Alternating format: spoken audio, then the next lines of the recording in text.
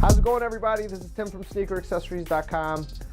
Right around the end of March, Nike ended up dropping a whole Have a Nice Day collection of pastel Air Maxes.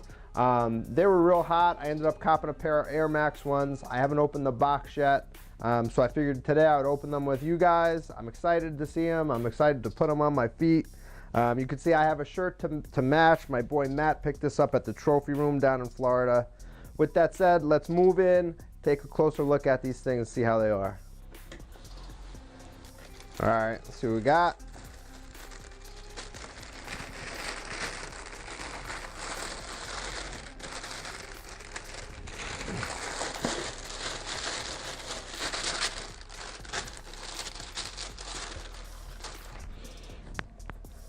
Yeah, these things are fresh. So you can see the pastel colors.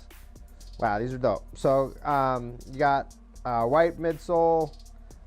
You got some violet in the back, violet on the inside, black, and you have a turquoise and a pink pastel. You can see they have like a little lace lock here. That's a smiley face. Have a Nike Day on the tongue. These are fresh. So this will be, you could really do something with your outfit and your shirt here to match these things. You can see the face on the back. These are dope. And of course the clear bubble on the midsole. These are fresh.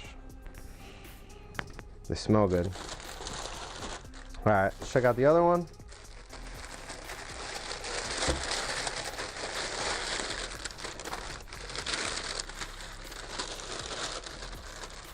Same thing. These are dope, man.